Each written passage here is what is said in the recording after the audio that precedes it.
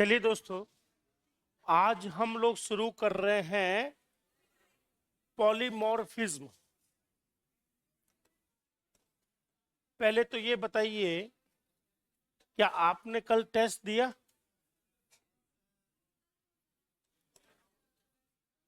एक बार ध्यान से सुनिएगा दोस्त, क्या आपने कल डेली क्विज दिया? कितने लोगों ने दिया है? बस मैं पूरी कोशिश कर रहा हूं कि आपका टॉपिक बेहतर समझ में आए। ठीक है, क्वेश्चन यहाँ हो नहीं पा रहे हैं तो कम से कम हम लोग क्विज के माध्यम से क्वेश्चन करवा रहे हैं। और कल मैंने वही क्वेश्चन दिए थे जो कल सुबह पढ़ाया था, हाँ है ना? तो बताइए ऐसा क्या किया जाए कि आप लोग क्वेश्चन करना शुरू करें।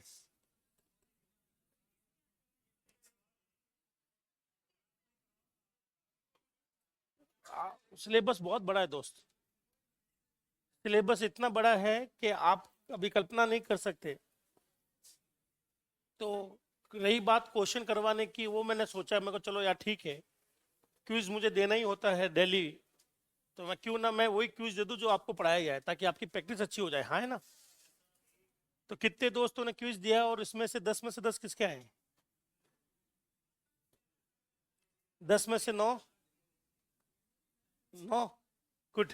10 में से 8, 7, 6, 5, 4, 3, 2, 1, सुनिए। माइनस में भी देखिए, देखिए क्वेश्चन करने से आपको टॉपिक की समझ बढ़ेगी दोस्त। अगर आप सपोर्ट नहीं करेंगे स्वयं को तो फिर मैं कुछ और दे दूंगा क्विज में, और तो क्या। आपका जो एम है वो भूलो मत, आपको अपना सिलेक्शन लेना है यार, और सिलेक्शन के लिए टॉपिक को समझना और क्वेश्चंस करना जरूरी है। चलिए, तो आज हम लोग लिखेंगे पॉलीमॉर्फिज्म।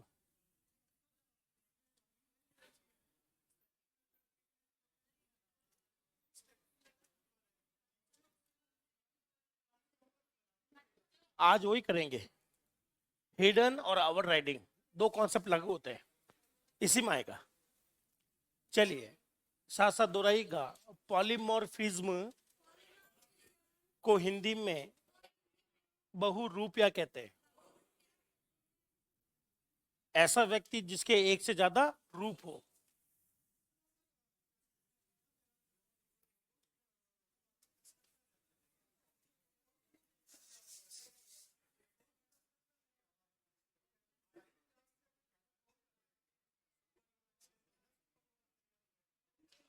हाँ, तो जावा खुद करता है ना।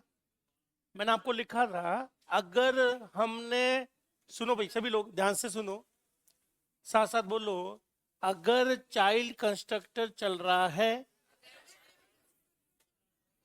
तो पेरेंट का कंस्ट्रक्टर भी चलेगा, हाँ है ना? या तो हम लिख लें या जावा लिख लें, दोनों कोई लिख सकता है। तो जावा तो लिखेगा लिखेगा, और हम भी लिख सकते हैं, और हम और जावा दोनों जब लिखते हैं तो क्या लिखते हैं? सुपर, बस। तो जावा खुद लिख देता है, इसलिए आपका कंस्ट्रक्टर जरूर चलता है, दोनों कंस्ट्रक्टर जरूर चलते हैं। चलिए, तो साथ साथ दोहराइएगा, पॉलीमॉर्फिज्म का मतलब बहुरूपिया, एक ही व्यक्ति के अलग अलग रूप। हम में से सभी लोग यहाँ पे बैठे हैं, उनके बहुत सारे रूप होते हैं। जैसे कि मेरा रूप देख लें, अब मैं वो वाली बात नहीं कर रहा। मेरा यहाँ पर रोल है टीचर का, ठीक है, यहाँ इज्जत होती है, लोग ढंग से बात करते हैं। लेकिन यही मैं घर जाता हूँ तो उल्टा हो जाता है। फिर एक ही व्यक्ति, व्यक्ति वही है, पर आप जब घर जाएंगे तो आपका रोल बदल जाता है, आपका बिहेवियर बदल जाता है, आपकी वर्किंग बदल जाती है। यही यहाँ होता है, एग्जैक्टली सेम। तो थोड़ा सोचना, साथ साथ बोलो। अब मैं जावा के प्रस्पेक्ट में लिखा रहा हूँ, मैं आपको साइकोलॉजिकल नहीं लिखवाऊंगा कि पॉलीमॉर्फिज्म क्या है, ठीक है ना? तो साथ साथ बोलो, जावा में एक ही नाम के दो फंक्शन या दो से ज्यादा फंक्शन हो तो क्या कहलाता है? पॉलीमॉर्फिज्म कहलाता है, पॉलीमॉर्फिज्म। यूजर को देखो बनाने का एक अलग तरीका है और यूजर को अलग लगता है। देखो जैसे कि मुझे बताइए ये एरिया है, क्या है ये? और ये आपका कैलकुलेट कर रहा है, मैं अभी पूरा नहीं लिख रहा हूं, कैलकुलेट कर रहा है पाई आर स्क्वायर। क्या कैलकुलेट कर रहा है? एक और है एरिया, क्या है? और ये कर रहा है साइड इनटू साइड। क्या कर रहा है? Side into side. एक और एरिया है और ये क्या कर रहा है? ये कर रहा है लेंथ इनटू विड्थ। तो मुझे बताइए तीनों फंक्शन का नाम सेम है। जब ये चलेगा तो किसका एरिया निकलेगा? सर्कल का। और ये चलेगा तो, और ये चलेगा तो, तीनों का नाम सेम है। यूजर को लगता है कि एरिया कभी चलता है, यूजर के नजरों से देखो, यूजर को लगता है कि एरिया चलता है तो कभी तो सर्कल का निकलता है, एरिया चलता है तो कभी तो स्क्वायर का निकलता है एरिया, और कभी जब हमारा एरिया नाम का फंक्शन चलता है तो कभी किसका निकलता है? रेक्टेंगल का। तो यूजर को ऐसा लगता है कि मैं तो एक ही फंक्शन यूज कर रहा हूं, एरिया, है ना, लेकिन वो हर बार अलग अलग सिचुएशन में अलग अलग आंसर देता है। लेकिन प्रैक्टिकली ऐसा संभव नहीं है कि एक फंक्शन दो काम करे। पर यूजर को ऐसा लगता है कि एक ही फंक्शन है एरिया, यूजर को तो दिखता भी नहीं है पूरा। एक आम यूजर को तो सिर्फ ये दिखता है कि वो एरिया चला रहा है। तो जब आम यूजर को एरिया चल रहा है तो कभी तो उसका एरिया सर्कल का निकलता है, कभी स्क्वायर का, कभी रेक्टेंगल का। तो इस यूजर को क्या फील होता है? इस यूजर को फील होता है कि एक ही एरिया नाम का फंक्शन होगा और वो अलग अलग काम कर रहा है। इसी को कहते हैं पॉलीमॉर्फिज्म। क्या कहते हैं? यूजर को, यूजर के पॉइंट ऑफ व्यू से ये नाम दिया गया है कि यूजर को क्या फील हो रहा है। यूजर को लगता है कि एरिया चला रहा हूं, कभी सर्कल का निकल रहा है, कभी रेक्टेंगल, कभी स्क्वायर का। लेकिन जो बनाता है प्रोग्राम वो अच्छे से जानता है कि एक फंक्शन कितना काम करता है, एक। तो वो क्या करेगा? वो तीनों का नाम सेम रख देगा। क्या नाम रख देगा? तीनों का नाम सेम रख देगा। तो इंप्लीमेंट करते समय हमारे पास में एक से ज्यादा फंक्शन होंगे। कितने होंगे? जिनके नाम क्या होंगे? और जब ये प्रोग्राम चलने की बात होगी और यूजर जब चला रहा होगा तो यूजर को केवल इतना सा फील होता है कि भाई मैं तो एक ही चला रहा हूँ एरिया, अलग अलग समय पर अलग अलग आंसर आ रहा है। पर प्रैक्टिकली ऐसा कभी नहीं होता। प्रैक्टिकली यह है कि बनाने वाले ने कितने बनाए होंगे? तीन। कितने बनाए होंगे?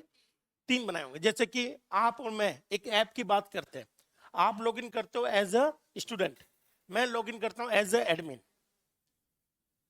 तो अगर मैं किसी को ऐप दे दूं, मेरे वाली ऐप अभी मोबाइल में आप खोल के देखो तो आपको लगेगा सर आपने भी तो सेम लॉगिन किया जैसे मैं कर रहा हूं।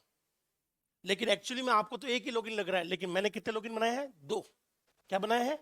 दो लॉगिन बनाए। आपको जब ऐप में लॉगिन करते हो तो क्या आपको ओटीपी यूज करना जरूरी है? मैं जब यूज करता हूं ऐप को अंदर तो मुझे ओटीपी डालने की जरूरत ही नहीं है। मैं सीधा एक नंबर डालता हूं, स्पेशल नंबर मेरे पास में डालता हूं, और ओटीपी मेरे पास पहले से ही है, ऑलरेडी मंगवाया नहीं है। ओटीपी मैंने पहले फिक्स कर यही ओटीपी रहेगा मेरा। और जैसे ही वो डालता हूँ, पिन मान लो आप, वो डालता हूँ, मेरा लॉगिन हो जाता है। अगर मेरा नेट ऑफ भी है तो भी मुझे कोई दिक्कत नहीं, मेरा सिम नहीं चल रही तो भी मुझे कोई दिक्कत नहीं। तो आपको लग रहा होगा, आपको लग रहा होगा कि साहब एक ही तो लॉगिन बनाया है, लेकिन प्रैक्टिकली देखा जाए तो कितने लॉगिन है? दो लॉगिन है। तो साथ साथ बोलो, यूजर की नजर से ऐसा लगता है कि एरिया अलग अलग सिचुएशन में अलग अलग कैलकुलेशंस कर रहा है, लेकिन प्रैक्टिकली क्या है? एक फंक्शन एक ही कैलकुलेशंस करता है। तो हमें ये आभास कैसे करवाना है यूजर को? एक जैसे नाम से। किसे? एक जैसे नाम से। यही चीज क्या कहलाती है? पॉलीमॉर्फिज्म। तो बोर्ड पर देख के बताओ, तीनों फंक्शन में जब बनाने की बात करें, हम तो बनाने वाले हैं, यूजर नहीं हम लोग, तीनों का नाम क्या है? सेम। क्या नाम क्या है? लेकिन तीनों का बिहेवियर, तीनों की वर्किंग क्या है? अलग अलग। तो मैंने क्या लिखा है? तो वो क्या कहलाता है? पॉलीमॉर्फिज्म कहलाता है। क्या आपको इसकी परिभाषा समझ में आई? और नहीं भी आई तो एग्जाम में तो नहीं आएगी परिभाषा। कुल मिलाकर आपके पास ऐसा होगा कि दो या दो से ज्यादा फंक्शन होंगे जिनका नाम क्या होगा? सेम। क्या ये चीज समझ में आ गई? थोड़ी सी लिख लो।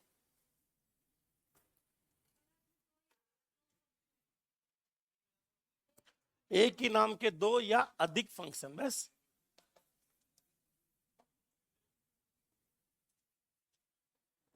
दो या दो से ज्यादा फंक्शन जिनके नाम सेम हो, इस सिचुएशन को जावा में या उप्स के अंदर, सी प्लस प्लस में भी पॉलीमॉर्फिज्म कहते हैं।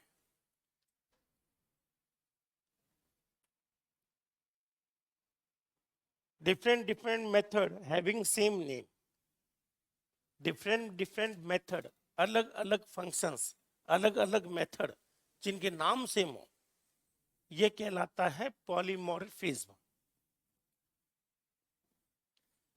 ताकि यूजर को एक आभासी कल्पनाएं ऐसी हो कि भैया मैं तो एक ही फंक्शन चला रहा हूं और अलग अलग आंसर आ रहे हैं, तो प्रैक्टिकल दोनों या तीनों अलग अलग होंगे।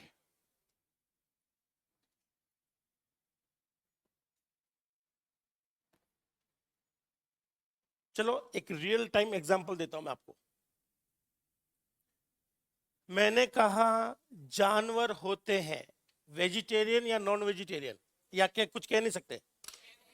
कुछ कह नहीं सकते। गाय क्या है? वेजिटेरियन। शेर क्या है? मैं समझ गया। तो एक ईट नाम का फंक्शन है, क्या नाम का? ईट मतलब खाना। अगर गाय की बात करूं तो आप कहना सब वो वेज होगा, और अगर मैं लॉयन की बात करूं तो नॉन वेज छपेगा। तो बताइए मैं इस वाले प्रोग्राम को वेज छापना है या नॉन वेज छापना है? इसके लिए ईट नाम का फंक्शन बनाऊंगा। कितनी बार? एक बार या दो बार? दो बार। और यूजर को क्या लगेगा? एक बार फंक्शन बनाया ईट नाम का। गाय के केस में ये छाप रहा है वेज, और लॉयन के केस में छाप रहा है नॉन वेज। पर प्रैक्टिकली ये कितनी बार बना है? दो बार। आप लोग यहाँ पर देखेंगे दो दो बार बनते हुए। तो पॉलीमॉर्फिज्म जब भी आएगा तो आपके पास एक से ज्यादा फंक्शंस होंगे जिनका नाम क्या रखना हमें? सेम। तो गाय खाए तो वेज, और लॉयन खाए तो नॉन वेज। अब साथ साथ दोहराइएगा, पॉलीमॉर्फिज्म पॉलीमॉर्फिज्म को बनाने के दो तरीके हैं। पॉलीमॉर्फिज्म के आप लोग टाइप समझ लो, टाइप्स ऑफ पॉलीमॉर्फिज्म। इसको अगर हम लोग इंप्लीमेंट करना चाहते हैं हमारे प्रोग्राम में तो कितने तरीके हैं? दो। पहला है ओवरलोडिंग। क्या है? ओवरलोडिंग। और दूसरा है ओवर राइडिंग। ओवरलोडिंग और ओवर राइडिंग। अब इन दोनों में क्या फर्क है? दोनों का एक ही नियम है, दोनों में एक चीज कॉमन है। बता सकते हो कॉमन क्या है? नाम क्या होंगे? सेम नाम होंगे एक ही नाम होगा। तो डिफरेंस क्या है? डिफरेंस यहां पर लिखेगा, बोलो सेम नेम डिफरेंट पैरामीटर। नाम सेम होंगे लेकिन पैरामीटर क्या होंगे? डिफरेंट होंगे। यहां बोल लो सेम नेम सेम पैरामीटर और same type, same return type. यहां पर रिटर्न टाइप भी क्या होगा? सेम। अगर आपको लगे कि सब नाम सेम है फंक्शन का लेकिन पैरामीटर अलग अलग है, तो वो कॉन्सेप्ट क्या कहलाता है? ओवरलोडिंग। नाम same, parameter same, return same, सब कुछ सेम, तो क्या कहलाता है? ओवर राइडिंग कहलाता है। ठीक है, बोलो ओवरलोडिंग के लिए इनहेरिटेंस इनहेरिटेंस जरूरी नहीं है। आप बिना इनहेरिटेंस के भी ओवरलोडिंग कर सकते हैं। बोलो ओवर राइडिंग के लिए इनहेरिटेंस जरूरी है। अगर इनहेरिटेंस नहीं है तो दोस्त आप ओवर राइडिंग कभी नहीं कर पाएंगे। ओवर राइडिंग तभी संभव है जब क्या लगा हो? इनहेरिटेंस। और अगर इनहेरिटेंस हो या चाहे ना हो, आप लोग ओवरलोडिंग कर सकते हैं। क्या ये आपको टाइप समझ में आ गए? लिख लीजिए।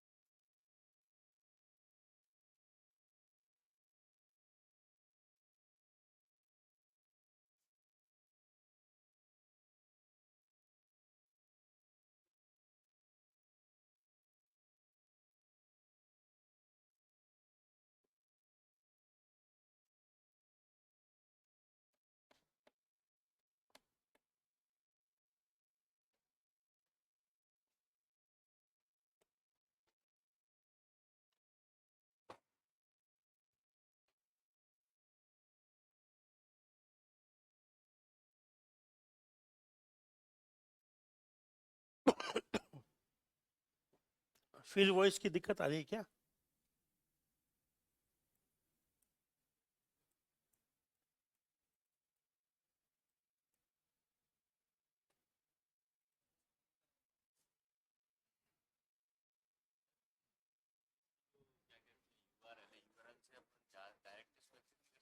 किसको?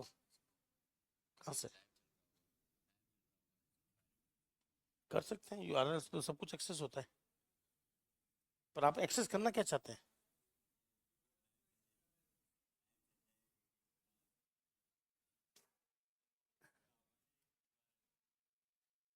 नहीं, यूआरएल तभी संभव होता है जब आपके क्रेडेंशियल आपके पास लॉगिन हो।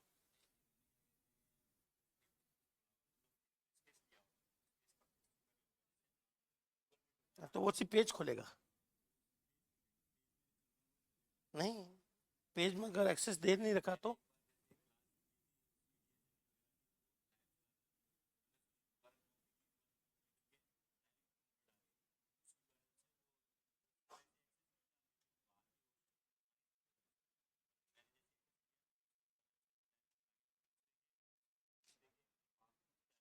नहीं। मैं क्या कह रहा हूँ, अगर क्रेडेंशियल है आपके पास, जैसे मान लो कोई ऐप है, लॉगिन करने के बाद में एच खोला मैंने और एच का यूआरएल आपने को दे दिया मैंने, आप चलाओगे तो उससे पहले लॉगिन मांग लेगा वो। बाईपास कैसे होगा? बनाना पड़ता है उसको, ऐसे बाईपास नहीं होता। छोड़ो अब इसको, आ जाओ। तो मुझे बताइए, पॉलीमॉर्फिज्म कितने टाइप का है? यहां से क्वेश्चन बनता है दोस्त, ठीक है ना? अब पॉलीमॉर्फिज्म को समझने के लिए, ठीक है, तो मेरी बात ध्यान से सुनना, आपको सीखना होता है एक और कॉन्सेप्ट। तीन कॉन्सेप्ट एक साथ चलेंगे, देखना यहां पर। एक तो चलेगा इनहेरिटेंस का कॉन्सेप्ट, ये सबसे मुश्किल इसलिए मानते लोग क्योंकि यहाँ तीन लॉजिक एक साथ में चल रहे होते हैं। इनहेरिटेंस भी चलेगा, नंबर टू पॉलीमॉर्फिज्म भी चलेगा, और नंबर थ्री बाइंडिंग भी चलेगा। क्या चलेगा? बाइंडिंग भी चलेगा। ये तीन लॉजिक एक साथ में एग्जैक्टली चलते रहते हैं, तीनों एक साथ चलेंगे। इसलिए स्टूडेंट को सबसे ज्यादा कंफ्यूजन इसी टॉपिक में है, क्योंकि यहाँ तीनों के तीनों मिलकर चलते हैं। लेकिन उससे पहले ध्यान से सुनना, अगर आपने थोड़ा सा भी ध्यान दिया हो तो मुझे इतना सा बता दो, ओवर राइडिंग या ओवरलोडिंग किसकी होती है, डेटा की या मेथड की? साथ साथ लिखो, डेटा की, डेटा का पॉलीमॉर्फिज्म नहीं होता है। केवल किसका पॉसिबल है? मेथड का। और मेथड में भी कब पॉसिबल है? जब दोनों के नाम क्या हो, सेम, फंक्शन या मेथड का। डाटा तो मैंने कहीं लिखा ही नहीं। तो अगर कई लोग कहते हैं सब डाटा अगर है, डाटा का नाम है, एक के नाम के दो डाटा है, तो क्या ये पॉलीमॉर्फिज्म में आता है? बिल्कुल नहीं। पॉलीमॉर्फिज्म कभी भी डाटा पर नहीं लगेगा, चाहे डाटा के नाम सेम हो या नहीं हो। पॉलीमॉर्फिज्म हमेशा किस पर लगाया जाता है? फंक्शन, या जिसको आप लोग क्या कह सकते हो, मेथड। तो एक लाइन ये भी लिख लें कि सब चाहकर भी आप लोग डाटा के साथ में पॉलीमॉर्फिज्म का लॉजिक नहीं अपना सकते, चाहे डाटा कोई भी हो, स्टैटिक हो चाहे नॉन स्टैटिक हो। डाटा कभी भी पॉलीमॉर्फिज्म नहीं होता, सिर्फ मेथड ही हो सकते हैं, फंक्शन ही हो सकते हैं, और वो भी एक कंडीशन के साथ में कि नाम सेम होना चाहिए। तो डाटा के लिए अपने मन में कोई वहम है तो पूरा तरह से निकाल दे कि सब डाटा का नाम सेम है, तो क्या ये पॉलीमॉर्फिज्म है? नहीं। क्या यहां तक ठीक है? चलिए, अब एक और कॉन्सेप्ट है हमारे पास में, इनहेरिटेंस हम लोग पढ़ चुके हैं, पॉलीमॉर्फिज्म आपको इतना ही काफी है, बाकी प्रैक्टिकली समझ में आएगा। एक और है बाइंडिंग। बाइंडिंग का मतलब है बंधन। क्या है? बंधन। किसका किससे बंधन? बंधन यहां पर बाइंडिंग किसकी हो रही है? कोई भी व्यक्ति, क्योंकि बाइंडिंग को लेकर सबको ज्यादा डाउट रहता है। अगर आपने कभी जावा पढ़ी हो तो बोलो, बाइंडिंग का मतलब यह तय करना है कि मेथड कौन सा चलेगा। बाइंडिंग ये बताता है कि मेथड कौन सा चलेगा। जावा में बाइंडिंग का मतलब क्या है, मेथड कौन सा चलेगा। सी में मतलब होता है मेमोरी फाइनल कब होगी। कहाँ गई कुर्सी, तो ध्यान से सुनना। मुझे बताइए आप में से कोई है जिनकी लव मैरिज हुई है।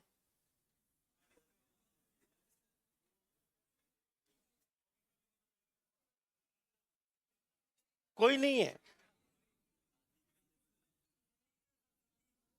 चलिए, और बाकी लोगों की, सुनो सुनो, बाकी लोगों की अरेंज मैरिज हुई है और कुछ तो अभी भी तलाश में ही है। तो मैं आपको एक सीधी सी चीज बता देता हूं, चाहे लव मैरिज हो चाहे अरेंज मैरिज हो, दोनों ही घाटे में, फायदा किसी को नहीं हो रहा है। चाहे कुएं में कूदो चाहे खाइशों में कूदो, मरना दोनों में ही है। लेकिन मेरा एक क्वेश्चन है, किसी के साथ ऐसा हुआ तो मुझे बताना। जब हमारे यहाँ पर शादियां होती है तो शादियों से बहुत पहले ये तय हो जाता है कि किसकी शादी किसके साथ होगी, जिसे हम लोग कई बार कहते हैं रोका करना या मंगनी करना। ठीक है, वो करीबन करीबन साल 2 साल पहले ही हो जाती है, या 2 3 4, या बचपन में भी तय हो जाती है कई बार तो, है ना। तो वो क्या चीज है, वो पहले ही बाइंडिंग हो गई है। वो पहले ही तय हो गया है कि बड़ा होकर या 2 साल बाद में या 1 महीने बाद में 3 महीने बाद में किसकी किसके साथ शादी होगी। और एक तो कभी कभी ऐसा होता है कि आपको खुद को ही नहीं पता कि आपके अगले महीने शादी तय हो गई, एकदम से वक्त हालात बदल गए, घर वालों ने कब फाइनल कर दिया पता ही नहीं चला। वो होता है रन टाइम। क्या होता है, हाथों हाथ चट मंगनी फट ब्याह, ये आपने कहावत सुनी है। वो होता है डायनामिक, जिसमें पहले कुछ तय नहीं था कि कब शादी होगी कब नहीं होगी। जैसे हमारे घरों में पहले से फिक्स है कि छोरा 25 से 27 के बीच होगा तो शादी करवा देंगे। अगर कोई चीज पहले से तय है तो वो कहलाता है अर्ली बाइंडिंग। क्या कहलाता है, कि करना क्या है पहले से तय है। और कई बार चीजें होती है जो रन टाइम पर फाइनल होती है। चलिए ये एग्जांपल छोड़ते हैं, दूसरा एग्जांपल लेते हैं कि आप लोग कोई शॉपिंग पे जाते हो, आलू सब कपड़े वपड़े खरीदने।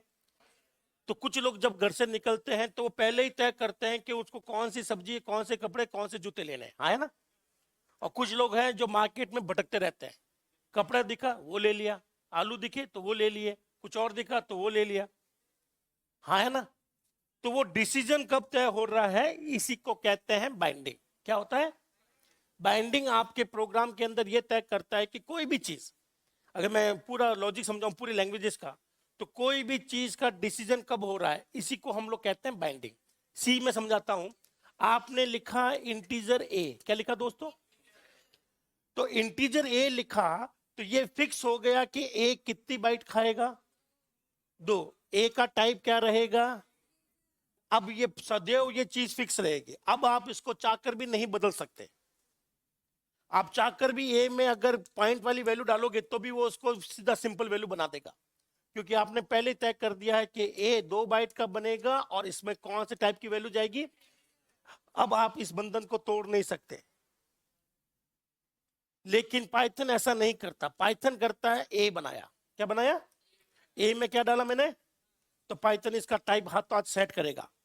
जैसे पाइथन देखता है कि 5 ए लिखा हुआ है, तो पाइथन इंटरनल इसका टाइप क्या सेट कर देगा, इंट।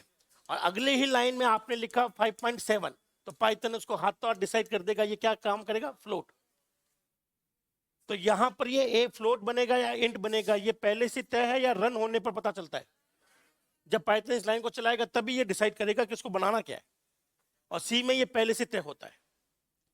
तो कुछ चीजें पहले तय हो जाती है, कभी कभी कुछ चीजें रन टाइम पर तय होती है, इसी को कहते हैं बाइंडिंग। क्या कहते हैं, तो ओवरऑल बाइंडिंग समझेगा, पूरी दुनिया की लैंग्वेजेस की बाइंडिंग बोलो, मेमोरी, टाइप, ठीक है, कॉलिंग इत्यादि को फाइनल करना क्या कहलाता है, बाइंडिंग। और ये फाइनल हम लोग 2 ढंग से कर सकते हैं, पहले और चलते समय, ठीक है ना भाई। लेकिन जावा में बाइंडिंग का मतलब देखिएगा, साथ साथ बोलिए, जावा में बाइंडिंग का मतलब, बाइंडिंग का मतलब मेथड कॉलिंग से है, मेथड कॉलिंग से है। कौन सा मेथड कौन चलाएगा कब चलाएगा, ये सब तय करना ही बाइंडिंग है, बांधना। क्या बाइंडिंग का छोटा सा लॉजिक समझ में आया? कौन सा मेथड कौन चलाएगा और कब चलेगा? मैं आपके लिए आसान भाषा में लिख देता हूं, कौन सा मेथड कौन चलाएगा।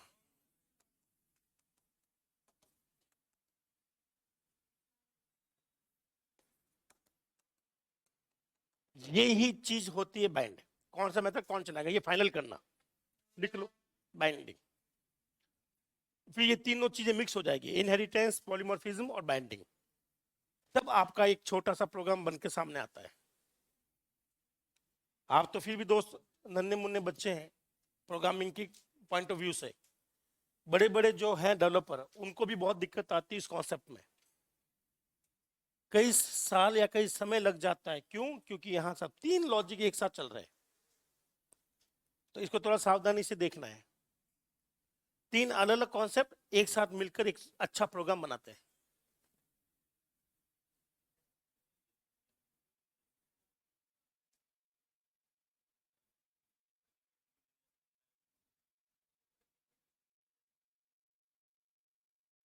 नहीं, इंटरव्यू में मोस्टली कॉन्सेप्ट नहीं पूछते वो लोग, लॉजिक पूछते हैं।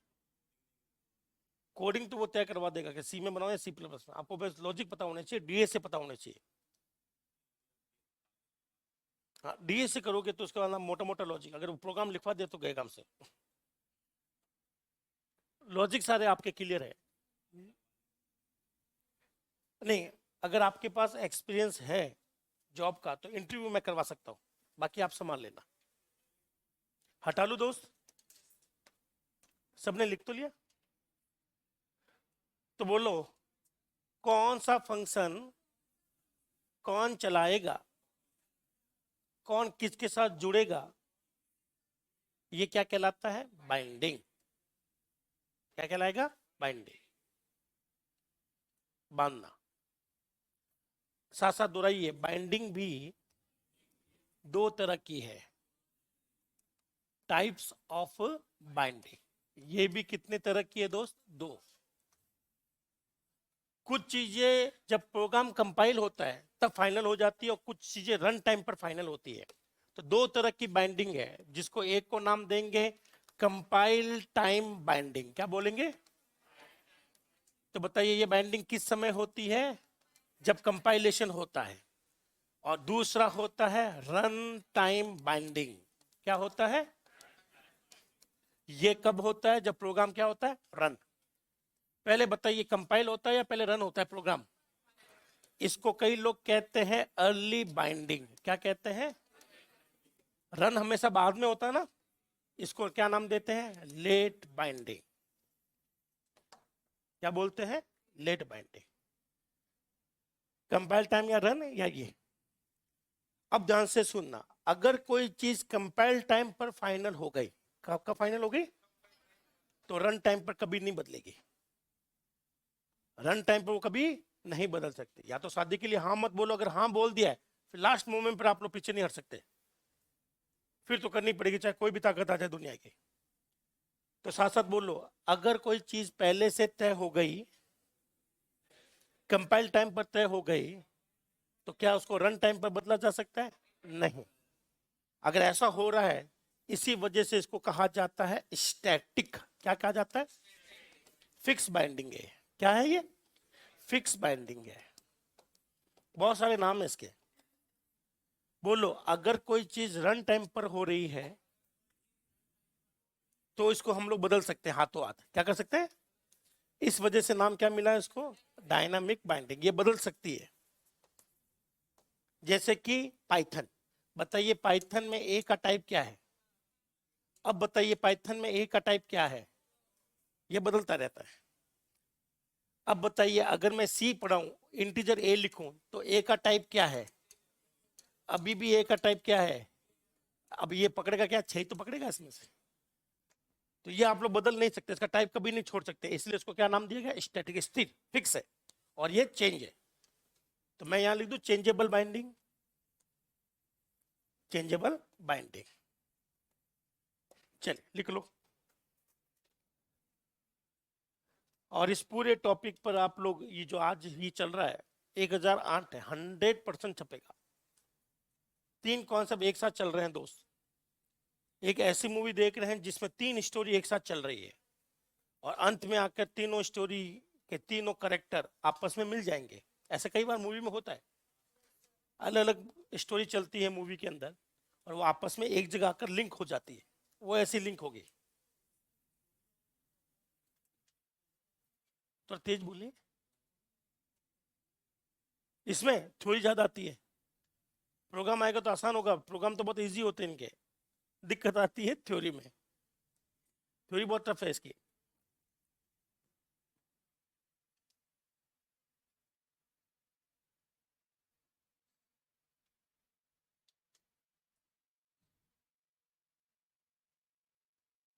कोचिंग के आसपास कोई पीजी है? दुनिया भर के हैं दोस्त, बहुत सारे पीजी है। सिंह साहब जब आओ आप लोग आ जाइए, कोई दिक्कत नहीं है। यहाँ आपको सिंगल रूम, ठीक है, और डोरमेट्री सब कुछ मिल जाएगा।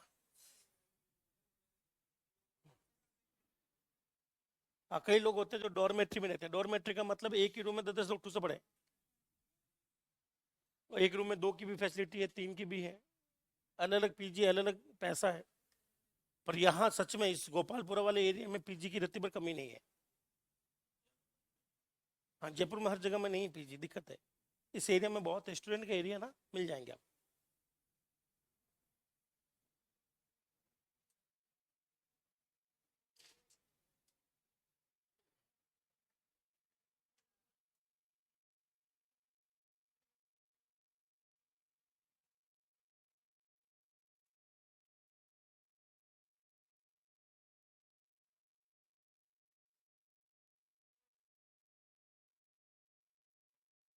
चलिए, क्या मैं आपसे कुछ क्वेश्चन पूछ लूं?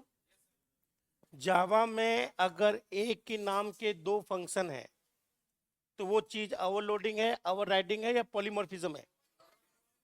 एक के नाम के 2 फंक्शन लेकिन पैरामीटर अलग है, ओवरलोडिंग।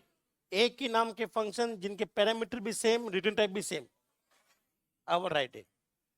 ठीक है ना? कौन सा मेथड कब चलेगा, क्या कहलाएगा? बाइंडिंग। अगर कोई बाइंडिंग कंपाइल टाइम पर हुई है, क्या रन टाइम पर उसको बदला जा सकता है? क्या रन टाइम की बाइंडिंग को बदला जा सकता है? यस। जो भी आप रन टाइम पे कर रहे हो वो डिसीजन बदल सकते हो, लेकिन स्टैटिक डिसीजन अगर आपने ले लिया वो कभी नहीं बदलेगा। क्या अब हम लोग तीनों कॉन्सेप्ट को मिक्स करें?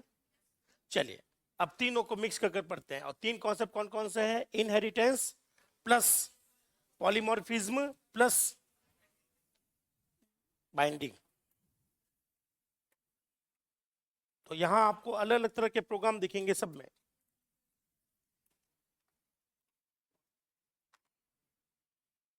तो सबसे पहले मैं आपसे प्रोग्राम बना देता हूं ओवरलोडिंग का। क्या बना देता हूं?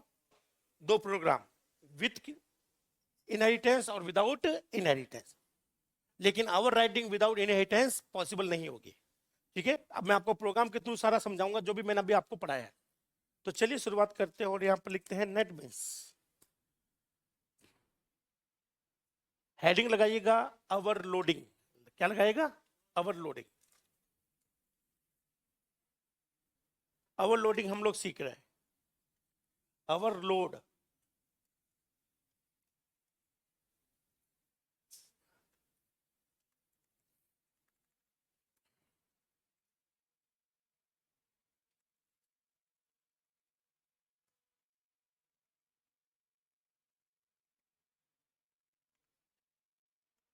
चलिए शुरू करें ओवरलोड।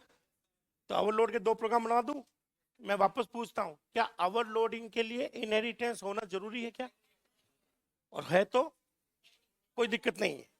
तो अभी मेरे प्रोग्राम के अंदर बिना इनहेरिटेंस ओवरलोडिंग कर रहे हैं। ओवरलोडिंग का रूल क्या है दोस्त? नाम सेम लेकिन पैरामीटर डिफरेंट। करेक्ट है? चलिए, तो मैं यहां पर कितने फंक्शन बनाऊं? 2। एक का नाम है वॉइड एप्पल। क्या नाम है? चलिए, और यहां पर बनाया मैंने वॉइड एप्पल। क्या बनाया? तो बताइए, ये ओवरलोडिंग है या ओवरराइडिंग है? ओवरराइडिंग है। ये क्या है? ये नाम सेम पैरामीटर सेम। सेम का मतलब इसमें भी जी नहीं, इसमें भी नहीं है। अब दोनों के नाम सेम, पैरामीटर सेम, ये लॉजिक किसका है? ओवर लोडिंग है, राइडिंग का। और ओवर राइडिंग को क्या चाहिए होता है? इनहेरिटेंस। क्या यहाँ इनहेरिटेंस है? तो ओवर राइडिंग लग नहीं सकती, एरर आ गई। देख लो आप, क्या लट्टू लग रहा है आपको? क्यों नहीं लग पा रही है? क्योंकि सब ओवर राइडिंग हो रही है, और ओवर राइडिंग के लिए इनहेरिटेंस का अवेलेबल होना जरूरी है। क्या मेरी बात ओके? क्योंकि इनहेरिटेंस नहीं है तो ओवर राइडिंग लग ही नहीं सकती, लगाने की कोशिश करोगे तो एरर। अभी मैंने यहां लिख दिया इंट ए। अब बताइए, नाम सेम पैरामीटर अलग, ये क्या हो गई? और ओवरलोडिंग के लिए इनहेरिटेंस है तो भी ठीक, नहीं है तो भी ठीक। क्या यहां तक ठीक है दोस्त?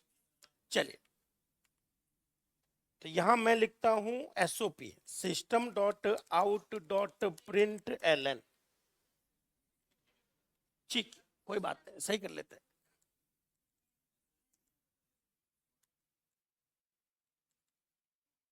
आता है, एसओपी भी लिख सकता हूं, पर मैं उसको बनाना पड़ेगा मुझे एसओपी। तो एसओपी नाम की एक चीज बना दूंगा जिसमें ये डाल दूंगा और इसको पास करा दूंगा, ताकि बार बार मुझे लिखना ना पड़े। ठीक है, आसान है। बोलो, ये है विद पैरामीटर है without parameter? Without parameter. Question बहुत आसान होते हैं इसके। कॉपी और यहां पर पेस्ट। अच्छा, कोई नहीं, अनडू सबसे बढ़िया चीज है। रीडू,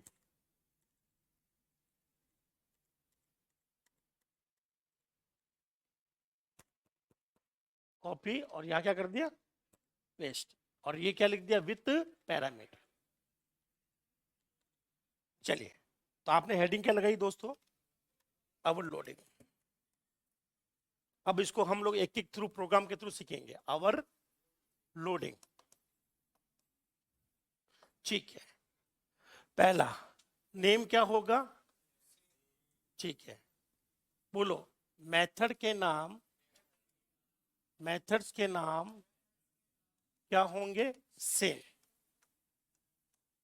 और पैरामीटर क्या होंगे? डिफरेंट। कैसे हो सकते हैं डिफरेंट? कैसे हो सकते हैं बोलो? एक तो हो सकता है टाइप से डिफरेंस। किससे हो सकता है?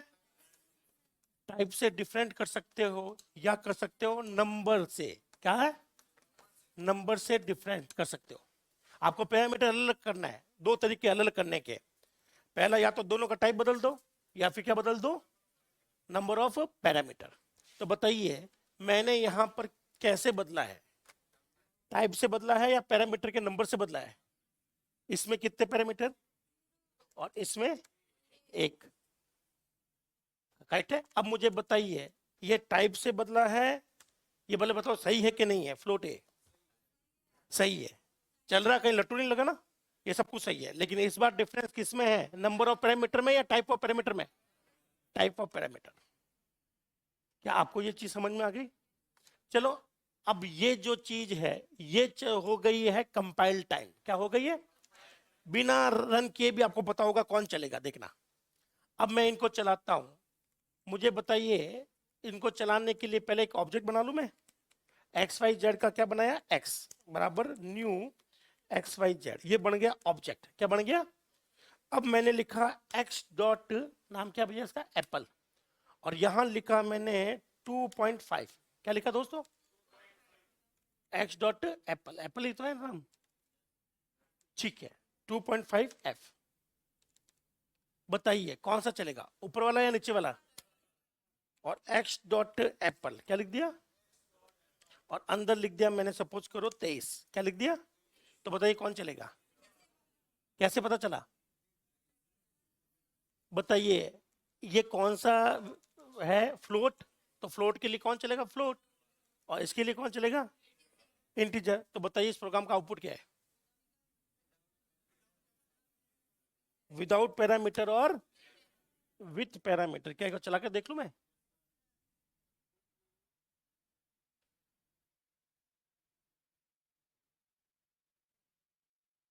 क्या यही आया क्या आंसर? लिख लो, छोटा सा प्रोग्राम है। और जो मैंने क्वेश्चन देता हूं क्यूज के अंदर दोस्त, मेरा विश्वास रखिएगा, सब के सब एग्जामों के क्वेश्चन है।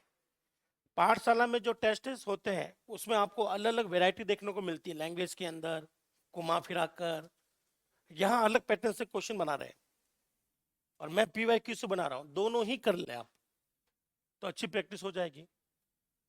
मैं फिर आपसे एक बार और आज के लिए फिर निवेदन करूंगा, अगर आप लोग देखो, ऐसा भी नहीं है कि ये खेल पैसों के लिए है, पैसा होता तो मैं आपको बोलता भी नहीं, सीधा फ्री में चीज मिल रही है, जरूर करना। आज फिर मैं इसके क्वेश्चन डालूंगा। अगर कल आपने रिप्लाई नहीं दिया कि सर हम लोग तो नहीं कर पा रहे, टाइम नहीं मिल रहा, या जो भी रीजन है, फिर मैं अपने हिसाब से क्वेश्चन डालूंगा। यहाँ पढ़ाऊंगा कुछ और, वहां डालूंगा कुछ और। ये मैं सिर्फ आप लोगों के लिए कर रहा हूँ, सिर्फ इस बैच के लिए, आप लोगों के मतलब सिर्फ इस बैच के लिए कर रहा हूँ मैं ऐसा, ताकि ये बैच पूरा प्रॉपरली हमारा समझ में आ जाए आपको। तो अब काफ़ी टाइम हो गया कि मैंने प्रोग्रामिंग के या इनके डालना शुरू कर रहा हूँ।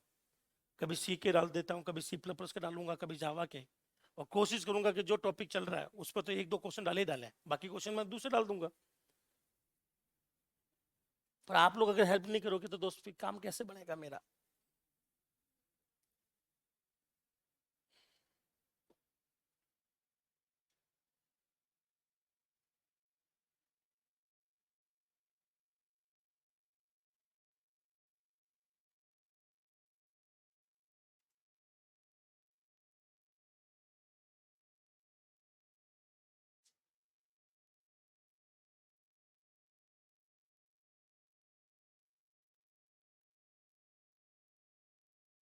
जिसको क्यूज के बारे में नहीं पता क्यूज कहाँ होते हैं, वो मुझे इंस्टाग्राम पर मैसेज करें। मेरी आईडी रहेगी deep.raj.jagir, ठीक है ना। आप यहाँ पर इंस्टाग्राम पर मैसेज कर सकते हैं, ठीक है। कॉल करोगे तो हो सकता है मैं उठा नहीं पाऊँ।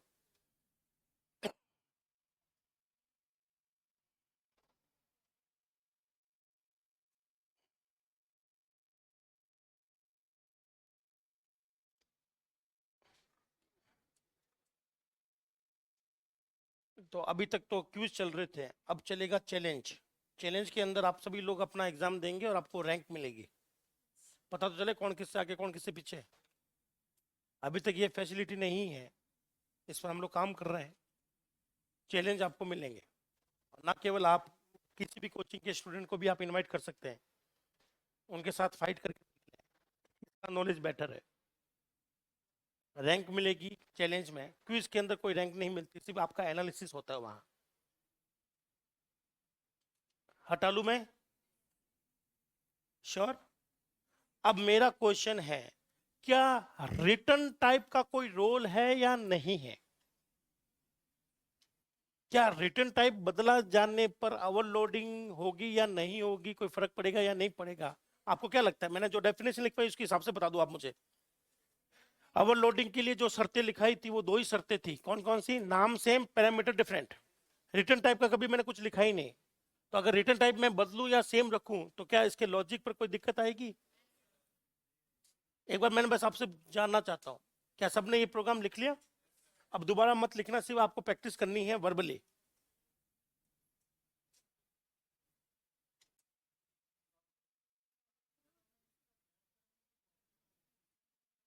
अभी देख लेंगे, सब पता रहेगा आपको। आप बस कोड को देखते रहिए, आपको सब वर्बली आंसर मिल जाएगा। क्या सबने लिख लिया दोस्त? तो बताइए, शुरुआत हमेशा कहां से होती है? ऑब्जेक्ट बनाया, और ऑब्जेक्ट बनाने के बाद में हमने किसको चलाया? कौन सा एप्पल, ऊपर वाला या नीचे वाला? फ्लोट वाला या इंट वाला? और नीचे वाला? तो पहले फ्लोट वाला चलाकर आंसर दे देना, फिर इंट वाला चलाकर आंसर दे देना, आपका आउटपुट आ जाएगा। मेरा अगला डाउट है, क्या रिटर्न टाइप का कोई रोल है?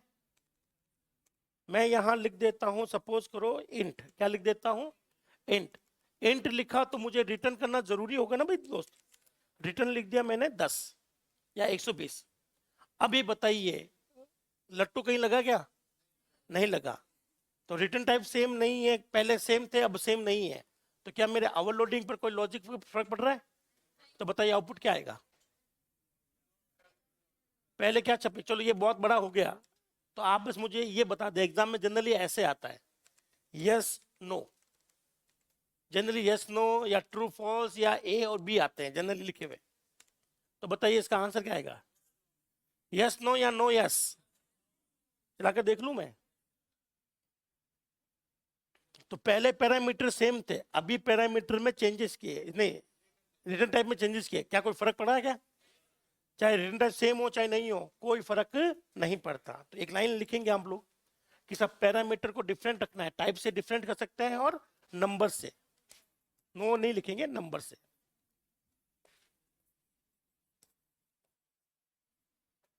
रिटर्न का कोई रोल नहीं है, रिटर्न टाइप सेम या डिफरेंट हो सकता है, इससे कोई फर्क नहीं पड़ता। लिख लें, प्रोग्राम लिख लिया आपने, प्रोग्राम के नीचे लाइनें लिख लें।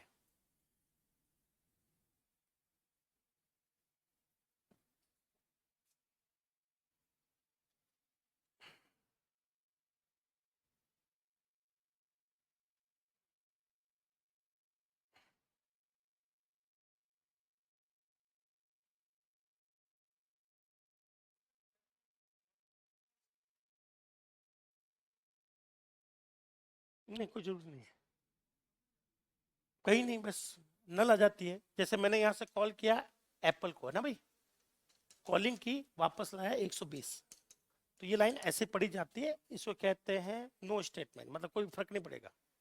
आप चाहो तो आगे पकड़ सकते, किसी वेरिएबल में पकड़ सकते थे, नहीं पकड़ा चलेगा, नहीं पकड़ना कोई बुरी बात नहीं है। रिटर्न दिया किसी ने, आपने नहीं लिया, चलेगा।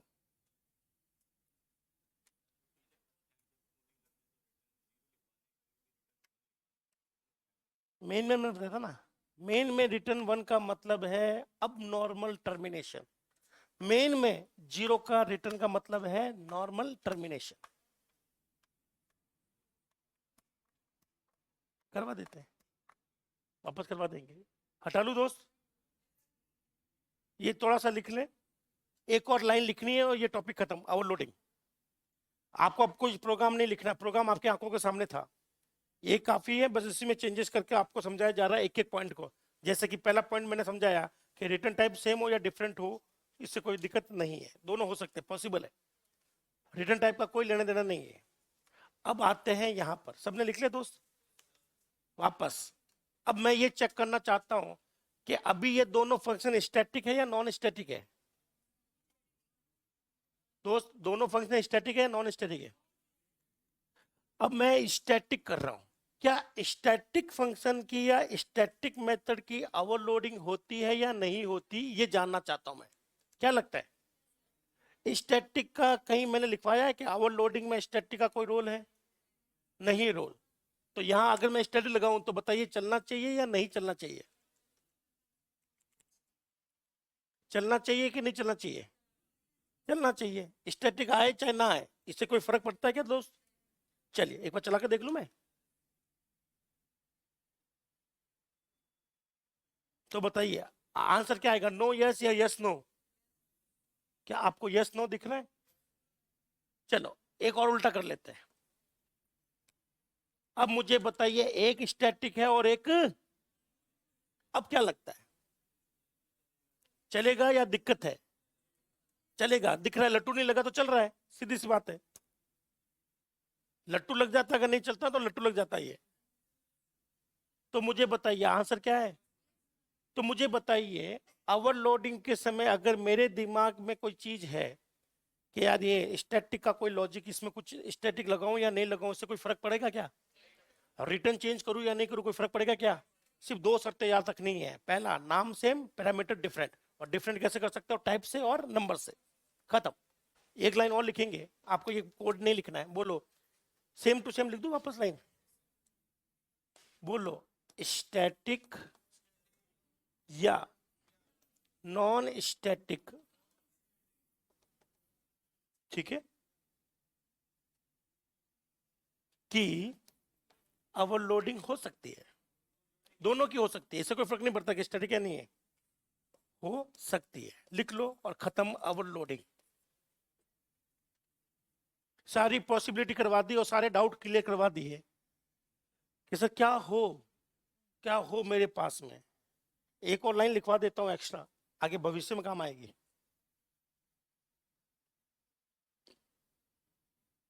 वो आपको सीधा पूछेगा ओवरलोडिंग के लिए असत्य है या सत्य है, ऐसा कुछ पूछेगा और 4 लाइनें दे देगा। नाम सेम होंगे, पैरामीटर सेम होंगे, सत्य या असत्य। नाम सेम पैरामीटर सेम, सत्य या असत्य। ओवरलोडिंग के लिए असत्य। नाम सेम पैरामीटर सेम, दो फंक्शन का मेथड या दो फंक्शन का रिटर्न अलग अलग हो सकता है ओवरलोडिंग में। मेथड स्टैटिक नॉन स्टैटिक हो सकते हैं ओवरलोडिंग में, सत्य। अब ऐसे ऐसे वो क्वेश्चन बनाकर देगा आपको, यही इसकी पैटर्न रहता है। चलिए लास्ट एक और ट्राई करते हैं, सारे कॉन्सेप्ट हो जाए। चलो अब हम लोग यहां पर चर्चा करते हैं एक नए कॉन्सेप्ट की, ठीक है। अब इसका मतलब कोई नहीं पूछेगा, मैं सिर्फ यहाँ पे एक शब्द लिख रहा हूं फाइनल। क्या लिख रहा हूं दोस्त? फाइनल। और यहां पर भी क्या लिखा दोस्त? फाइनल। क्या इससे कोई फर्क पड़ रहा है क्या? फाइनल लिखने पर कोई फर्क पड़ता है क्या? नहीं पड़ता। तो बोलो फाइनल लिखने पर या नहीं लिखने पर ओवरलोडिंग पर कोई फर्क नहीं पड़ता। आंसर अभी भी क्या है? Yes no. तो फाइनल लिखने में फर्क कब पड़ेगा या फाइनल लिखने से होता क्या है, वो जब फर्क पड़ेगा तो मैं आपको दिखा दूंगा। बोलो फाइनल का फर्क ओवर राइडिंग में आएगा, यहां इसका कोई रोल नहीं है। रोल नहीं है तो इसको समझ भी नहीं रहे, और ओवर राइडिंग में आएगा तो मैं आपको समझा दूंगा कि फाइनल कर क्या रहा है। तो मेरे लिए एक अंतिम लाइन लिखेंगे, क्या यही लिख दूं मैं? बोलो फाइनल और नॉन फाइनल, फाइनल या नॉन फाइनल मेथड की ओवरलोडिंग हो सकती है।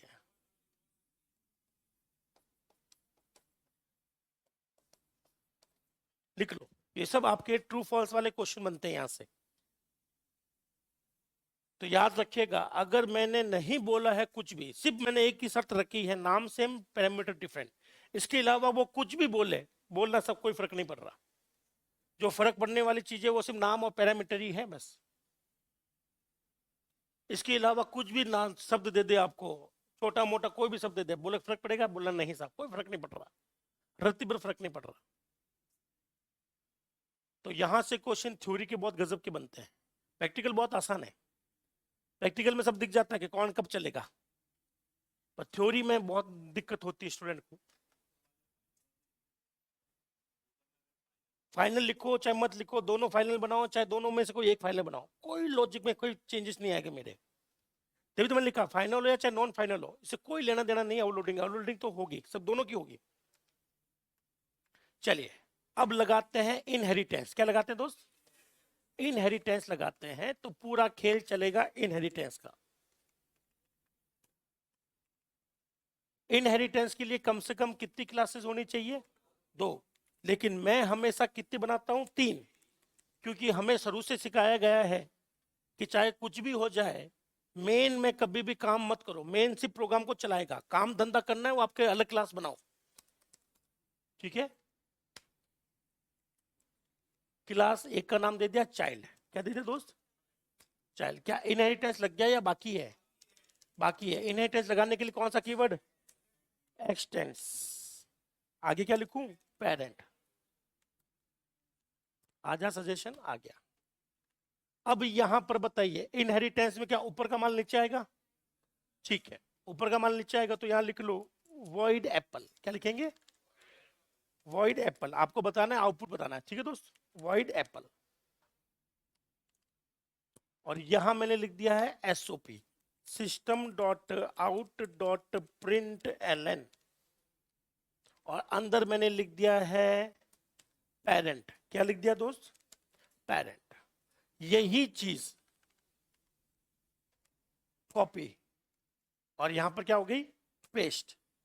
ठीक है, अब कुल मिलाकर मुझे ऑब्जेक्ट किसका बनाना होगा? अपना इसका। पहले मुझे बताइए प्रोग्राम देखकर, अगर आपको प्रोग्राम पूरा एक साथ नहीं दिख रहा तो क्या मैं उसको छोटू छोटू कर दूं?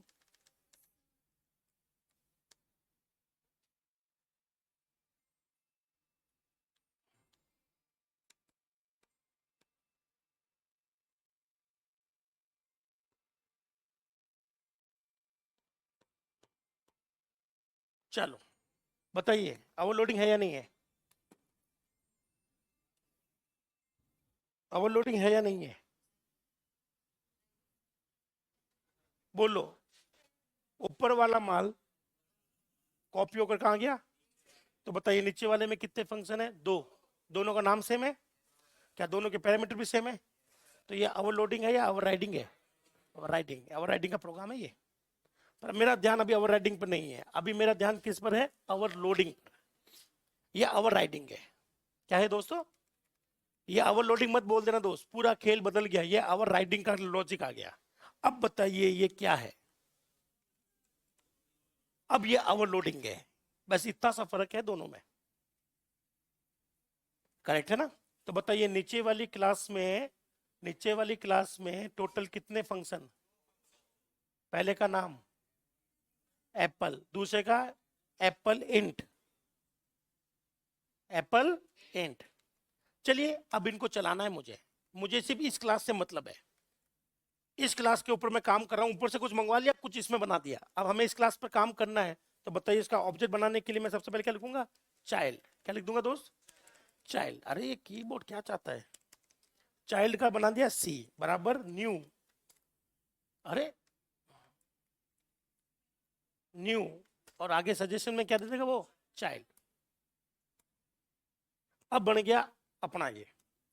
अब इस ऑब्जेक्ट के साथ में मैं कॉल कर रहा हूं, आप बस मुझे आंसर बता देना एप्पल, और फिर मैं इसके साथ में कॉल कर रहा हूं एप्पल। ठीक है, थोड़ा सोच समझ के बताइए आउटपुट क्या आएगा। लल्ला हट जा। अच्छा पेरेंट पेरेंट ही क्या? चलो एक को मैं पेरेंट को चाइल्ड कर दूं ताकि बोलने में आसानी हो। बाकी आपको पता चलेगा कौन बाद में कौन चलेगा, है ना? बस बोलने में आसानी हो इसके लिए। पहले क्या छपेगा? दोबारा? श्योर?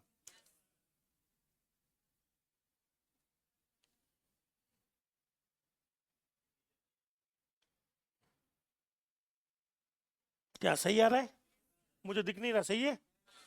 ठीक है। अब बताइए यहां पर क्या आएगा? अगर मैं यहां लिखूं,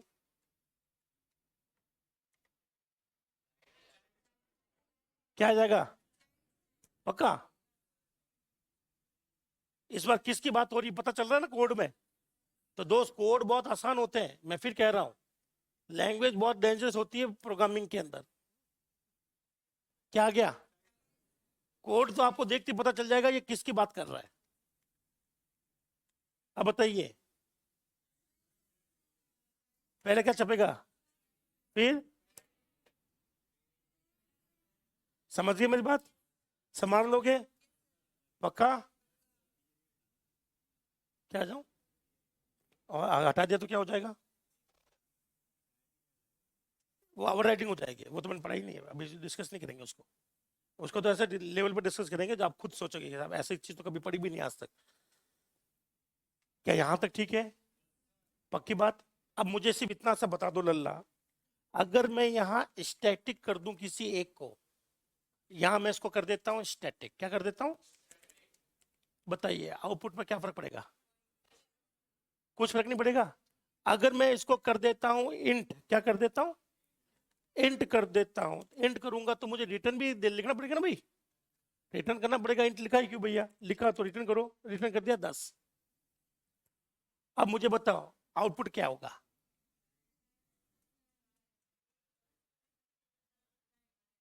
क्या होगा? चाइल्ड। बस यही एग्जाम में क्वेश्चन आता है ऐसे घुमाकर। स्टूडेंट कहता है साहब एक स्टैटिक है एक नॉन स्टैटिक है, ओवरलोडिंग होगी कि नहीं होगी? है ना? कई बार स्टूडेंट अलग अलग चीज सोचते रहते हैं, पर ओवरलोडिंग के लिए केवल आपको दो ही चीज देखनी है, नाम सेम पैरामीटर सेम, बाकी चीजें सेम हो नहीं उससे कोई फर्क नहीं पड़ रहा। क्या रहा है? तो पहले कौन चलेगा? चाइल्ड वाला, फिर पेरेंट वाला। तो एक का मैंने टाइप बदल दिया, एक का मैंने स्टैटिक नॉन स्टैटिक कर दिया। और आपको मैं पूछ रहा हूं क्या ये ओवरलोडिंग है या नहीं है? है। ओवरलोडिंग है या नहीं है? है। ये ओवरलोडिंग है। एक लास्ट प्रोग्राम लिखें, ओवरलोडिंग पूरी तरह से समाप्त, 100%। सारे कॉन्सेप्ट सिखा दिए, क्या क्या घुमा सकता है वो। अगर मैं नीचे वाले में फाइनल लिखूं तो क्या ओवरलोडिंग रहेगी या हट जाएगी? रहेगी। कोई फर्क नहीं पड़ रहा फाइनल लिखो चाहे ना लिखो आप।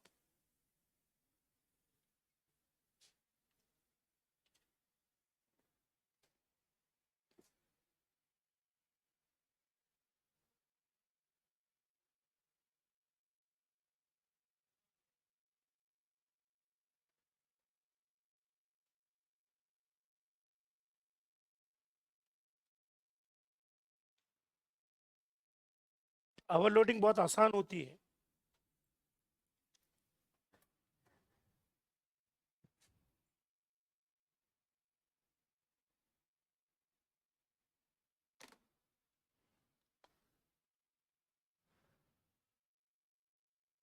एक बार राकेश अपडेट कर लेना भाई, कोई भी जगह दिक्कत हो तो एक बार अनइंस्टॉल करके इंस्टॉल कर लेना। फिर तो दोस्त दिक्कत है, इंस्टाग्राम नहीं चलाते हैं तो कोई तो आपके नॉलेज में ऐसा होगा पृथ्वी पर जो इंस्टाग्राम चलाता हो, उसके अकाउंट से कर दे मैसेज, कोई दिक्कत नहीं मुझे, ठीक है ना। आप किसी भी अकाउंट से कर सकते हो, दोस्त के, घर वालों के।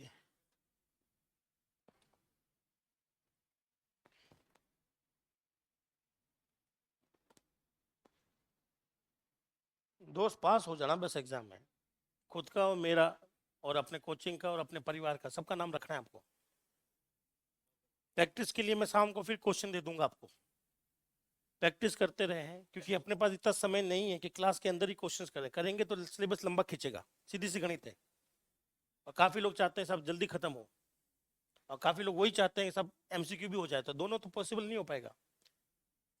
तो क्वेश्चन आपको मिल रहे हैं, करवाए जा रहे हैं, वीडियो एक्सप्लेनेशन भी दिया जा रहा है, लेकिन शर्त एक ही है कि आप अपना पूरा इन्वॉल्वमेंट दिखाएं दोस्त, ठीक है। आप एक कदम चले, हम लोग 10 चल रहे हैं आपके लिए।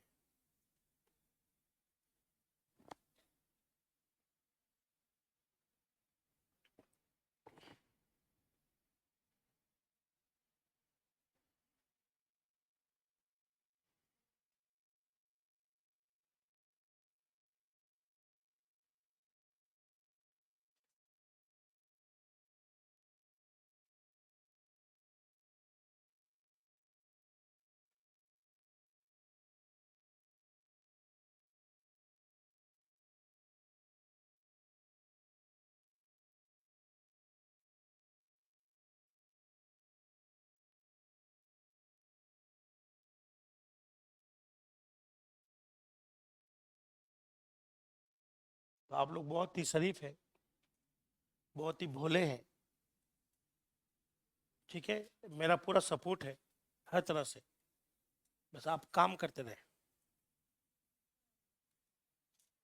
ठीक है ना। तो शाम को प्लीज रिक्वेस्ट है, क्विज जरूर देना।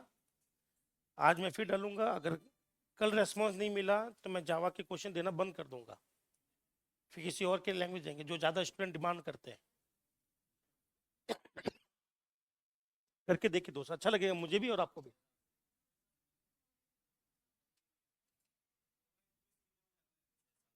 वो शाम को ही आता है, लेट नाइट 7-8 के बाद ही, ठीक है। मेरे एक साथ में एक है, व्यक्ति है, दोस्त है मेरा, कलीग मान लो आप, वो नॉन टेक है, उसको मैं पूरे फाइल बनाकर, मेरा काम रहता है कि सारे पेपर में से जावा के क्वेश्चन निकालो, उसको बाइलिंगुअल बनाओ, बाइलिंगुअल बनाकर मैं अपने उस दोस्त को दे देता हूँ, वो बंदा वहाँ बैठकर ऐप में अपलोड करता है।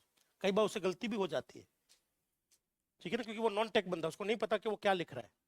कई बार एआई से हम लोग पेपर वहीं से निकलवाते हैं, पेपर पूरा डाला एआई में, कमांड डाला, question related to polymorphism on फलाना फलाना बेसिस, फलाना फलाना लॉजिक, क्रिएट या रिट्रीव क्वेश्चन, तो वो उस पेपर में से उस क्वेश्चन को निकालेगा। पूरा एक प्रॉम्प्ट लिखना पड़ता है, फिर उसको बाइलिंगुअल बनाना बहुत टाइम लगता है। तो हो सकता है आपको 6 बजे मिल जाए, हो सकता है 8 बजे मिल जाए, पर नाइट में आपको मिल जाएगा। चलिए, क्या मैं ये मान के चलूं आपको ओवरलोडिंग पूरी क्लियर हो गई? पक्का? एक आपने इनहेरिटेंस के साथ भी देख ली, एक बिना इनहेरिटेंस के भी देख ली। बाकी अगर कहीं पर भी कोई भी फर्क आता है, जैसे यहां लिख लिया फाइनल या फाइनल, तो भी आपका कोई लफड़ा नहीं है, ओवरलोडिंग चलती रहेगी। एक लाइन और लिखेंगे मेरे कहने से, बोलिए। उपस भाषाओं में, जो भी भाषा उपस है, उपस भाषाओं में 2 ओवरलोडिंग होती है, मेथड की, ऑपरेटर की, ठीक है ना। आप एक मेथड से 2 काम करवा सकते हो अलग अलग बनाकर, वैसा आप ऑपरेटर से भी काम करवा सकते हो। सी प्लस प्लस दोनों को सपोर्ट करता है, सी प्लस प्लस और जावा में केवल एक की सपोर्ट होती है।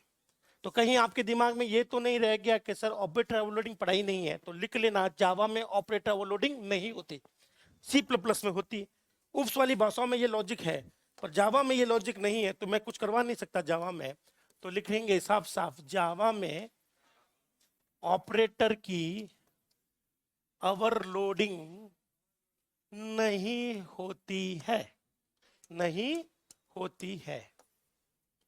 अगर पूछे सी प्लस प्लस में है तो यस, मैं आपके लिए लिख देता हूं, सी प्लस प्लस में ऑपरेटर और मेथड, ऑपरेटर और मेथड दोनों की ओवरलोडिंग होती है, दोनों की ओवरलोडिंग होती है।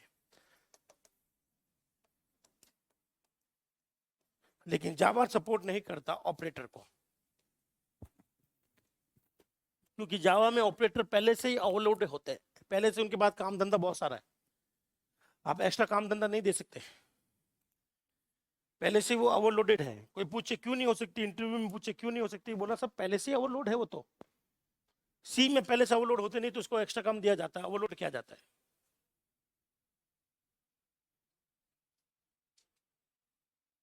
हाँ जी, हाँ क्या बताऊं उसमें, पूछिए। हाँ, जितने भी ऊपर वाले मेंबर है वो सब नीचे आ जाएंगे।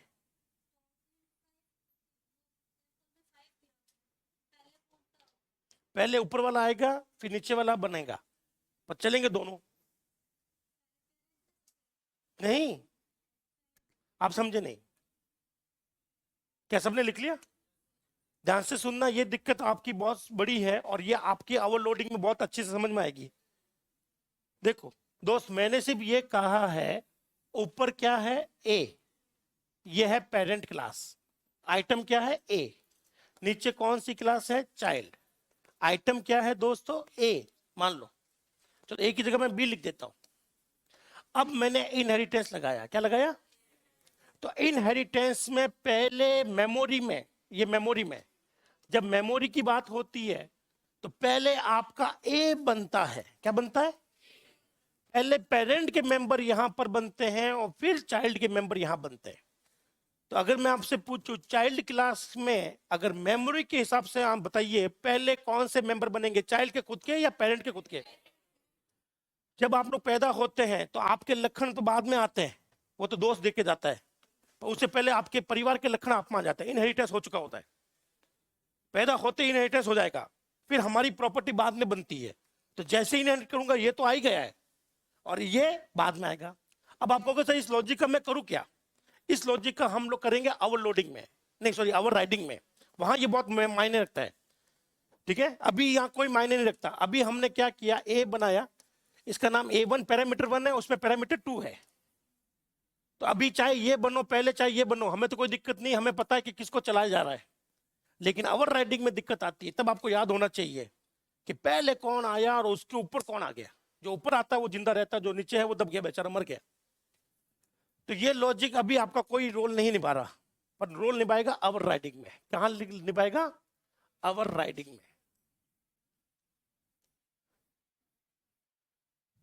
क्या दोस्तों ओवरलोडिंग को लेकर कोई और डाउट, कोई संदेह तो पूछ ले, किसी भी तरह का।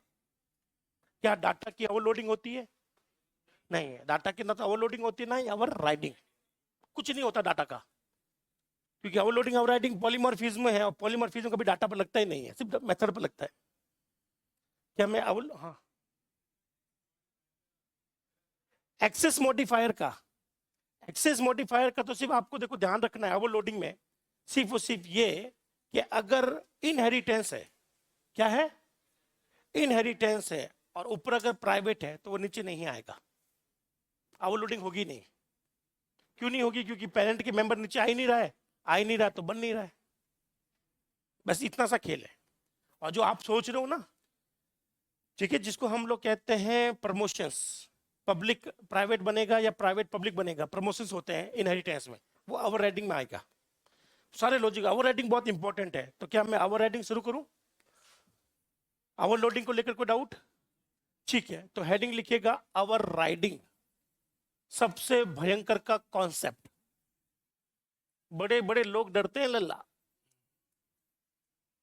कई समय लग गया मुझे इसको सीखने में, कई समय तो क्या बोलूं कई साल लग गए इस पूरे लॉजिक को समझने में।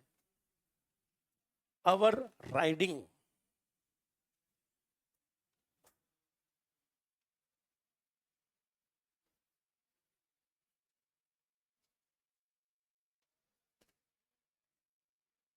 Our riding. शुरू करूं? चलो, जो जानते हैं वो तो बोलिए, ठीक है, साथ साथ बोलिए। आवर राइडिंग के लिए शॉर्ट में ओवर लिख दूं, ताकि बार बार ये इतना लंबा शब्द लिखना ना पड़े। बोलो, आवर राइडिंग के लिए डैश का होना जरूरी है। बताइए किसका होना जरूरी है? इनहेरिटेंस का। बिना इनहेरिटेंस के आवर राइडिंग हो ही नहीं सकती। आवर राइडिंग में मेथड का नाम क्या होगा? मेथड का नेम क्या होगा? सेम।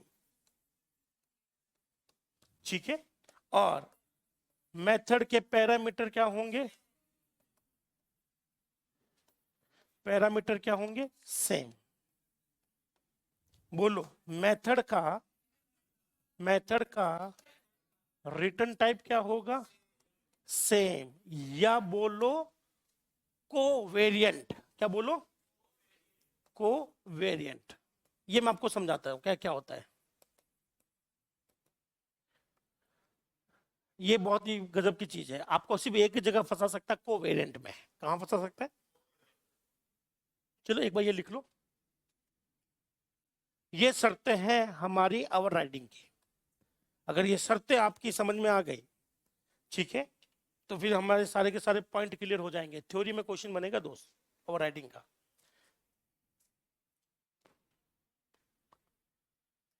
एक बार लिख लीजिए। सर कमेंट ये नीचे क्यों नहीं आते ऑटोमेटिक?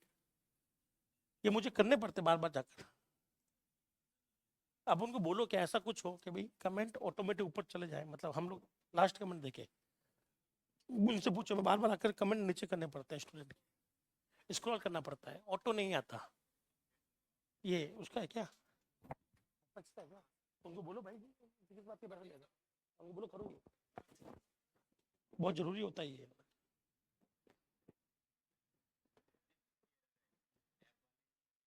ऐप की इम्प्लीमेंटेशन गलत है। आप व्हाट्सअप देखते हो, जब आप व्हाट्सअप ओपन करते हो तो सबसे पहले कौन सा मैसेज दिखता है? जो सबसे पुराना है, जो सबसे लेटेस्ट है, वो ऑटो स्क्रॉल होता है। जैसे मैसेज आएंगे वो ऑटो स्क्रॉल होता है, पुराने वाले मैसेज ऊपर जाएंगे।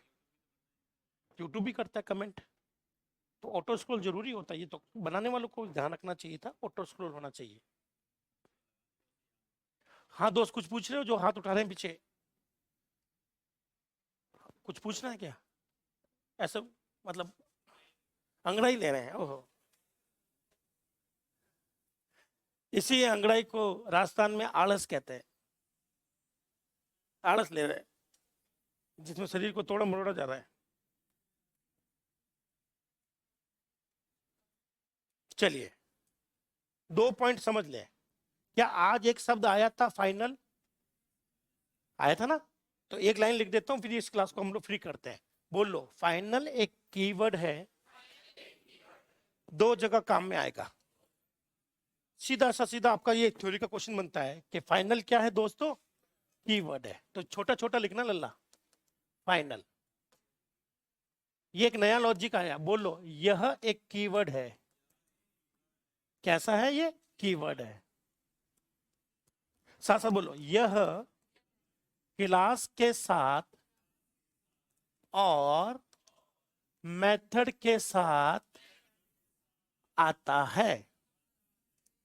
मेथड के साथ और डेटा के साथ यूज आता है। तो फाइनल कीवर्ड कहां का चिपका सकते हो? क्लास के साथ, मेथड के साथ, डेटा के साथ। अब आपको के साथ क्लास के साथ मैं फाइनल चिपकाऊं तो क्या फायदा? ठीक है,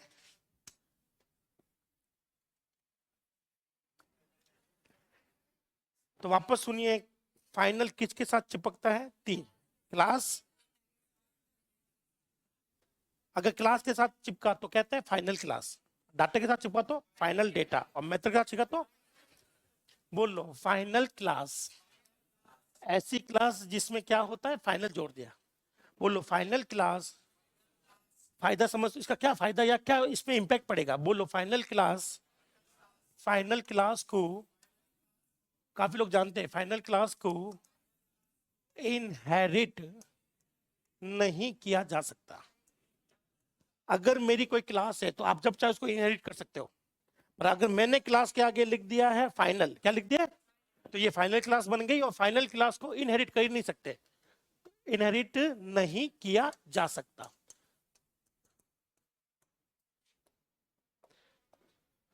तो चलिए बताइए, ये क्लास को इनहेरिट कर रहा हूं यहां पर मैं, सब कुछ ठीक है, कहीं लट्टू नहीं लग रहे हैं। अब लगेंगे लट्टू अगर मैं यहां लिख दूं फाइनल। तो जैसे मैंने फाइनल लिखा यहां लट्टू लग गया, और ये खुद कह रहा है कि लल्ला फाइनल अगर कोई क्लास है तो आप इसको इनहेरिट नहीं कर सकते। क्या आपको ये चीज समझ में आ गई? फाइनल क्लास को इनहेरिट नहीं कर सकते। अगला, फाइनल का यूज किसके साथ में आता है? मेथड के साथ। बोलो, फाइनल मेथड को ओवरराइड नहीं किया जा सकता। आप किसी को भी ओवरराइड कर सकते हो, लेकिन किसको नहीं कर सकते? फाइनल को। आपको मैं ऐसे दिखा देता हूं, ये देखिए लल्ला, चलिए, तो फाइनल क्लास को मैं इनहेरिट करने की कोशिश कर रहा हूं, ये एरर दे रहा है। अभी ये क्लास फाइनल से मैंने कर दी है नॉन फाइनल, बोले तो सिंपल क्लास, क्या इनहेरिटेंस लगेगा? अभी मुझे बताइए, रुको रुको रुको, फटाफट नहीं लिखना है, बताइए यहां पर कौन सा लॉजिक चल रहा है, दोनों को देखकर बताइएगा। अगर मैं इसको कर दूं वॉइड, क्या कर दूं? वॉइड कर देता हूं, तो बोलो नाम same, parameter same, parameter same, सब कुछ सेम, तो ये क्या लग गया? ओवरराइडिंग लग गया, क्योंकि रिटर्न हटा दिया मैंने एंट्री से, तो ओवरराइडिंग हो गया, ओवरराइडिंग। नाम सेम, रिटर्न सेम और पैरामीटर सेम, तो ये कौन सा प्रोग्राम है? ओवरलोडिंग या ओवरराइडिंग? ओवरराइडिंग के अंदर अगर मैं लिख दूं फाइनल, क्या लिख दूं? तो बोलो फाइनल मेथड को ओवरराइड नहीं कर सकते, चाकर भी नहीं कर सकते आप। फाइनल का ओवरलोडिंग से कोई लेना देना नहीं है, फाइनल का सीधा लेना देना किससे है? ओवरराइडिंग से। अगर किसी मेथड को ओवरराइड नहीं, आप चाहते हो किसी को ओवरराइड ना करे, इस नाम से दोबारा कभी कुछ ना बने, तो इसके आगे क्या लिख दो? ये मेरा फाइनल मेथड है, इसके आगे कुछ नहीं कर सकते आप। क्या ये फाइनल मेथड है या नहीं है? तो ये ओवरराइड हो रहा है। क्या हो रहा है ये? तो बताइए, जब फाइनल क्लास के आगे आता है तो हम लोग क्या कहते हैं? क्लास को इनहेरिट नहीं कर सकते। फाइनल जब मेथड के आगे आता है तो हम लोग क्या कहते हैं? उसको ओवरराइड नहीं कर सकते। और फाइनल किसके आगे आता है? डेटा। बोलो, फाइनल डेटा की वैल्यू को चेंज नहीं किया जा सकता। आपको याद है, जैसे कि देखो, मान लो मैंने लिखा इंट ए, क्या लिखा? वैल्यू कितनी है? ठीक है, फिर मैंने ए की वैल्यू यहां क्या कर दी? सी में हमारे पास फैसिलिटी थी किसकी? कॉन्स्ट। सी में हम लोग लिखते थे कॉन्स्ट, कॉन्स्ट लिखने पर अब इसकी वैल्यू कितनी रहेगी? 5। अब चेंज नहीं कर सकोगे, करोगे तो एरर। बोलो, जावा में गो टू कॉन्स्ट है ही नहीं, गो टू कॉन्स्ट, तो इसको कांस्टेंट बनाने के लिए कौन सा वर्ड है? फाइनल। ये कांस्टेंट बनाता है, क्या बनाता है? सेम लॉजिक है जो सी का था, सी में कांस्टेंट बनाने के लिए किसका यूज था? कॉन्स्ट का। और यहां पर जावा में कॉन्स्ट कीवर्ड जो है वो अभी वर्किंग में नहीं है, तो यहां पर किसके थ्रू हम लोग क्या करते हैं? तो फाइनल इंट ए लिखा तो ये ठीक है, पर दोबारा जब इसकी वैल्यू चेंज करने की कोशिश करोगे तो क्या आ जाएगी? एरर। ठीक है, तो फाइनल डेटा को कांस्टेंट भी कहते हैं, क्या कहते हैं? कांस्टेंट भी कहते हैं। क्या आपको ये चीज समझ में आ गई? फटाक से लिखे, फ्री हो जाइए। एक और है, चलिए, तो इस क्लास को मैं यही समाप्त कर देता हूँ। राम सर बैठे हैं आपके लिए पेज को आगे पीछे करने के लिए। ठीक है, बहुत बहुत शुक्रिया। अब मैं जल्दी इसलिए छोड़ रहा हूँ क्योंकि, जल्दी क्या, टाइम पर छोड़ रहा हूँ क्योंकि एक्चुअली में आज मैं लेट हो गया आने में। चलिए, तो आज की क्लास यही समाप्त कर लूँ, आपका जो भी डाउट है वो कल हम लोग आराम से करेंगे। बहुत बहुत शुक्रिया, थैंक यू, जय हिंद।